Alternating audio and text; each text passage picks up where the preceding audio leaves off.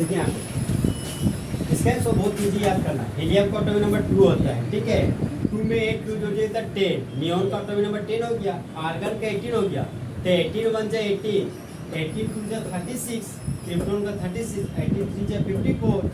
तो हम बोले से क्रिप्टॉन का 36 है और जेनॉन का है मेरा 54। 5 और 3 कितना हो गया 8, 6 था तो 6, तो रोडोन का भी 86 हो। समझे? ये कला याद रखना। मैजिक नहीं करे, देखिए आप चीज़ों को रटते हैं, हम फिर से बोलते हैं चीज़ों को रटिएगा दोस्तों। कंपटीशन के लायक आप नहीं है, नाम का कंपटीशन है। कंपटीशन फाइट करने के लिए बहुत ही साथी होना चाहिए माइंड, समझे? चालाकी से गेम खेलिएगा तभी जीत पाइएगा, नहीं तो हार जाइएगा। इतना हुआ क्लियर? देखिए यहाँ पे कुछ खास पॉइंट और बताते हैं आपको। बताइए इन सारे एलिमेंट में किसका इलेक्ट्रोनेगेटिव वैल्यू आपका सेम दिख रहा है? और हाइड्रोजन फास्फोरस का, हाइड्रोजन फॉस्फोरस और फिर कार्बन का और सल्फर का, क्लोरीन और नाइट्रोजन, क्लोरीन और हीलियम नियोन। इसका लिखे ना उसी का बेरिलियम एल्युमिनियम का। ठीक है, आप चुप रहिए। हाइड्रोजन और फास्फोरस, हाइड्रोजन और फास्फोरस का यहाँ पे देखिए सर, हाइड्रोजन और फास्फोरस में फोकस की, इन दोनों का इलेक्ट्रोनेगेटिव वैल्यू सेम है। बताइए कितना है? कितना है? 2.1। एल्युमिनियम और बेरिलियम का बताइए। बेरिलियम का 1.5 है, एल्युमिनियम का है यहाँ पे।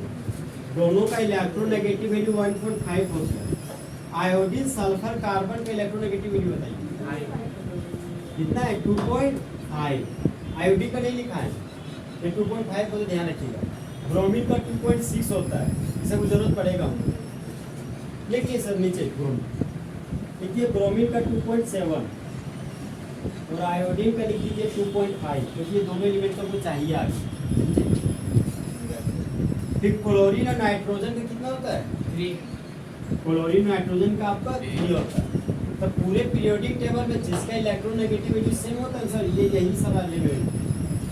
जब इसको याद करने का तरीका इस तरह किया, हीरा पन्ना आलू बैंगन आईएससी में क्लास नहीं किया, समझे? हाइड्रोजन फास्फोरस के electronegative value always 2.1, aluminium beryllium का 1.5, आयोडीन सल्फर कार्बन का 2.5, क्लोरीन और नाइट्रोजन का 3। देखिए नेक्स्ट पॉइंट लिखिए, नेक्स्ट पॉइंट क्या है? देखिए वैल्यू ऑफ, जो लिखे वो लिखो ना, value of electronegativity same, value of electronegativity same. देखिए उसके बाद देखिए हाइड्रोजन फास्फोरस सेम लिखा है, इसको ये लिखा जो in the periodic table, periodic table के बारे में बता रहे हैं यार, लिख दीजिए in the periodic table value of electronegativity same in the periodic table, लिख दिए। देखिए hydrogen phosphorus 2.1, aluminium beryllium 1.5, iodine sulphur carbon 2.5, chlorine nitrogen 3। ठीक है,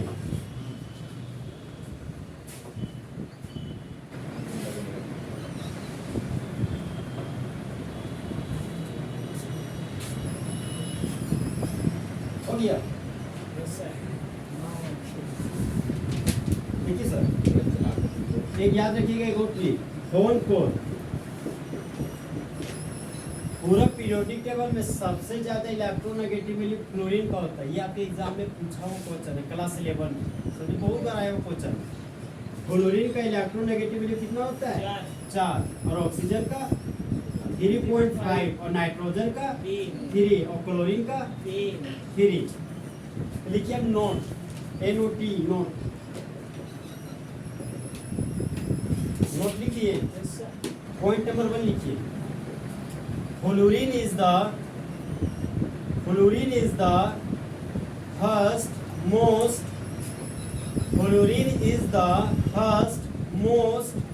electronegative element. Fluorine is the first most electronegative element in the periodic table. Okay, point number 2 लिखिए, oxygen is the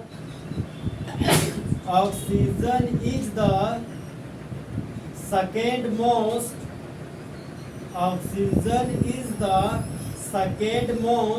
electronegative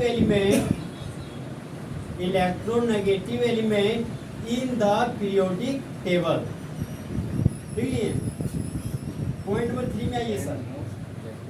second most electronegative element in the periodic table. Okay, point number 3 में आइए.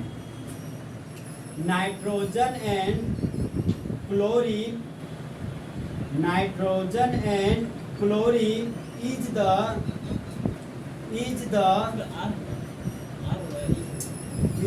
Nitrogen and chlorine is the third most electronegative element in the periodic table. देखिए,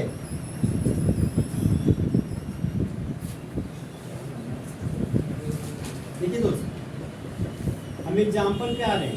सबसे पहले हम inorganic compound को बता रहे हैं. ठीक है, इनऑर्गेनिक कंपाउंड को मुझे पढ़ाना नहीं है यहाँ पे, थोड़ा सा हिट कर देते क्योंकि उसका जरूरत पड़ेगा हमको ऑर्गेनिक केमिस्ट्री पढ़ाने.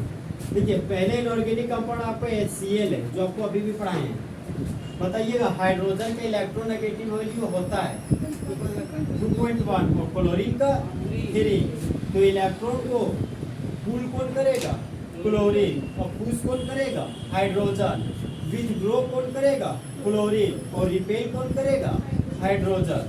तो क्लोरीन हाइड्रोजन के इलेक्ट्रॉन को खींच लिया, एरो का हेड क्लोरीन के पास गया, तो क्लोरीन के मुंडी पर नेगेटिव चार्ज डेवलप हो गया, और एरो का टेल जिस एलिमेंट के पास जाएगा ना उसके मुंडी पर पॉजिटिव चार्ज डेवलप हो गया. ठीक है दोस्त, आगे हम पार्शियल वर्ड यूज करेंगे. फिर से हिट कर रहे हैं, इनऑर्गेनिक कंपाउंड में कभी भी पार्शियल वर्ड को यूज नहीं किया जाता. कोई बुक है मिस प्रिंटिंग किया है तो लिखने में पार्शियल लिख दिया है, समझे. जैसे जो बुक लिखते हैं वो भी इंसान ना होते यार. मान लीजिए वो ऑर्गेनिक कंपाउंड का लिख रहा था 10 को कंपाउंड 11 कंपाउंड उसमें ऑर्गेनिक लिखना था, तो पार्शियल लिखने का उसको प्रैक्टिस हो गया था, तो वो मिस्टेक से पार्शियल लिखा गया. एक बार पार्शियल लिखा गया तो पूरा बुक में छप नहीं किया यार. इसलिए ध्यान रखिए, इनऑर्गेनिक कंपाउंड में कभी भी पार्शियल वर्ड का यूज नहीं किया था. यहाँ पे ये कंप्लीट पॉजिटिव हो गया, ये कंप्लीट नेगेटिव हो गया. तो इसका मतलब क्या हो गया? हाइड्रोजन क्लोरीन है, क्लोरीन के पास तो एक इलेक्ट्रॉन था, हाइड्रोजन का जब एक इलेक्ट्रॉन छीना ना क्लोरीन के पास कुछ इस तरह से आ जाता है, समझे. और हाइड्रोजन के पास कुछ नहीं है. अब देखिए सर, नेक्स्ट एलिमेंट है हमारे वाटर में. आपको पता है कि वाटर का शेप होता है V शेप. ठीक है, क्यों होता है उसके पीछे वजह पता हो कि lone pair bond pair repulsion होने की वजह से होता है. क्योंकि आप क्लास 10 में कुछ इस तरह से पढ़ के आए, ऐसे पढ़े, समझे. जब 11 में गए तो कुछ इस तरह के स्ट्रक्चर आपको पढ़ने को मौका मिला होगा. ये V शेप है, इसी को बोलते हैं बेल्ट शेप. अब बताइए सर, हाइड्रोजन का इलेक्ट्रोनेगेटिव वैल्यू कितना होता है? 2.1 और ऑक्सीजन का 3.5. तो बताइए इलेक्ट्रॉन को कौन पुल करेगा? ऑक्सीजन. तो ऑक्सीजन के मुंडी पर क्या डेवलप होगा? Negative charge. और हाइड्रोजन के मुंडी पर पॉजिटिव चार्ज. तो ये जो चार्ज दिखाएगा अच्छा से दिखाइएगा. ये एरो भी, एरो थोड़ा सा भी मिस्टेक कीजिएगा दिखाने में तो गोल हो जाएगा, क्योंकि इसका मीनिंग गलत निकल जाएगा. देखिए, ये हो गया अमोनिया. अमोनिया का फॉर्मूला होता है NH3. नाइट्रोजन के पास 3 हाइड्रोजन होता है और एक लोन पेयर होता है. तो बताइए नाइट्रोजन का इलेक्ट्रोनेगेटिव वैल्यू कितना होता है? 3. इधर हंसना नहीं, हाँ. और हाइड्रोजन का इलेक्ट्रोनेगेटिव वैल्यू कितना होता है? 2.1. तो नाइट्रोजन का इलेक्ट्रो वैल्यू लेस है कि मोर? मोर. किसके कंपेयर में? हाइड्रोजन के कंपेयर में. तो इलेक्ट्रॉन को विथड्रॉ कौन करेगा और इलेक्ट्रॉन को खींचेगा कौन? नाइट्रोजन. किसकी तुलना में? हाइड्रोजन की तुलना में. तो नाइट्रोजन हाइड्रोजन के इलेक्ट्रॉन को खींच लिया, एरो का हेड नाइट्रोजन के पास गया, तो नाइट्रोजन के मुंडी पर नेगेटिव चार्ज डेवलप हुआ और हाइड्रोजन के मुंडी पर पॉजिटिव चार्ज डेवलप हुआ. ये 3 कंपाउंड आपको दोस्त याद रखना है, समझे. ये पूरा ऑर्गेनिक केमिस्ट्री यही 3 कंपाउंड घूम फिर के आएगा.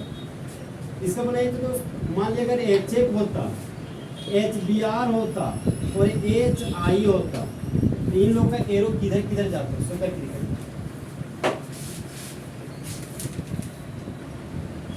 देखिए बताइए हाइड्रोजन का इलेक्ट्रोनेगेटिविटी कितना है 1.1 फ्लोरीन का और इलेक्ट्रॉन को विथड्रॉ कौन करेगा फ्लोरीन ठीक है विथड्रॉ देखिए विथड्रॉ आपका बेग से आया अरे बेग डिपॉजिट विथड्रॉ विथड्रॉ का मतलब पैसा निकालना डिपॉजिट का मतलब पैसा जमा करना समझे वहीं से विथड्रॉ वाला टर्म आया हम बोले फ्लोरीन है तो हाइड्रोजन के इलेक्ट्रॉन को विथड्रॉ किया और इलेक्ट्रॉन क्या किया खींचा तो फ्लोरीन हाइड्रोजन के इलेक्ट्रॉन को पुल किया तो एरो का हेड किसके पास गया फ्लोरीन के पास बोलो नहीं बोलेंगे तो हम थोड़ी बोल रहेंगे एरो का हेड फ्लोरीन के पास गया तो फ्लोरीन के मुंडी पर पॉजिटिव हुआ नेगेटिव और हाइड्रोजन के मुंडी पर पॉजिटिव चार्ज तो मोर electro negative element hydrogen fluoride में है कौन है फ्लोरीन और less electro negative element hydrogen bromine का इलेक्ट्रो नेगेटिव वैल्यू बताइए 2.7 हाइड्रोजन का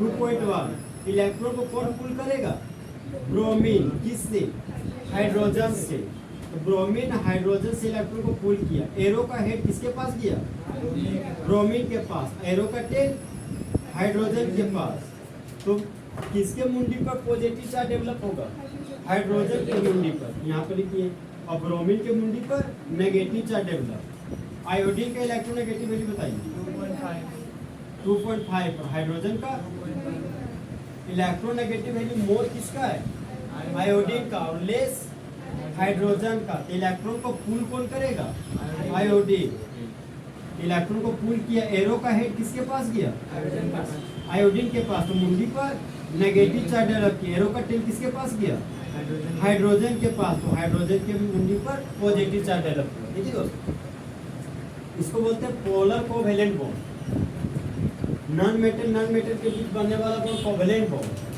एक ऐसा कोवेलेंट बॉन्ड जहां पर पोल्स का फॉर्मेशन हो पोल्स बोले तो चार्ज जहां पर चार्ज का फॉर्मेशन हो रहा है इसी को क्या बोल रहे हैं हम लोग पोलर कोवेलेंट बॉन्ड ओके ये एग्जांपल लिख लीजिए आप तो लिख ही लिए कॉपी पे अभी और बताएंगे चलिए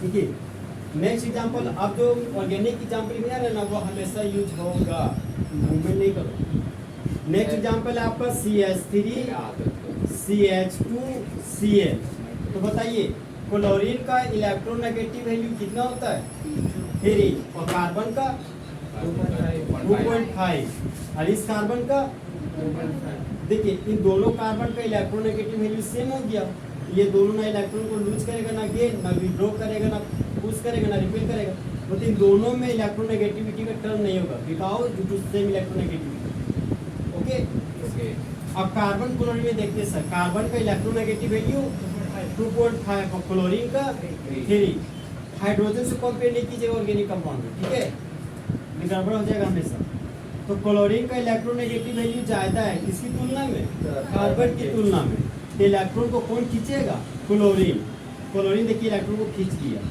एरो का हेड किसके पास गया क्लोरीन के पास तो क्लोरीन के मुंडी पर क्या चार्ज डेवलप होगा नेगेटिव चार्ज और कार्बन के मुंडी पर पॉजिटिव चार्ज डेवलप होगा अब देखिए सर ये बताइए ऑर्गेनिक कंपाउंड है कि इनऑर्गेनिक कंपाउंड ऑर्गेनिक कंपाउंड क्योंकि जिसके पास हाइड्रोकार्बन होता है वो हमारा ऑर्गेनिक कंपाउंड है तो ऑर्गेनिक कंपाउंड के लिए जो यूज करते हैं वो होता है पार्शियल इसी पार्शियल को बोलते हैं डेल्टा इसको डेल्टा में पढ़ा जाता है इसको डेल्टा पॉजिटिव डेल्टा नेगेटिव बोलिएगा तो भी सही पार्शियल पॉजिटिव पार्शियल नेगेटिव बोलिएगा तो भी सही अब देखिए यहाँ पर मूवमेंट क्या हुआ है कार्बन ये क्लोरीन है ये दोनों दिखा रहे पार्शियल का मतलब क्या हो गया देखिए सर यहाँ पर जो इलेक्ट्रॉन जो पुल किया ना वो कंप्लीटली नहीं किया मान लीजिए क्लोरीन के इलेक्ट्रॉन यहाँ पे कार्बन के इलेक्ट्रॉन जो पुल किया सो मात्र यहीं तक थोड़ा सा पुल किया है पूरा नहीं और इनऑर्गेनिक कंपाउंड जो पूरा अपने तरफ बुला लेता था समझे पार्शियल का मतलब हो गया स्लाइटली विथड्रॉ समझे पार्शियली विथड्रॉ आंशिक रूप से अपनी ओर इलेक्ट्रॉन को खींचना उसी के लिए पार्शियल वर्ड का यूज किया ओके ये तो होगी ये कंपाउंड इसका कॉमन नेम बताइए तो सर हाँ 1 क्लोरो कॉमन नेम पूछ रहे हैं, इथाइल क्लोराइड। और यूपिक नेम क्या हो गया, 1 क्लोरो इथेन।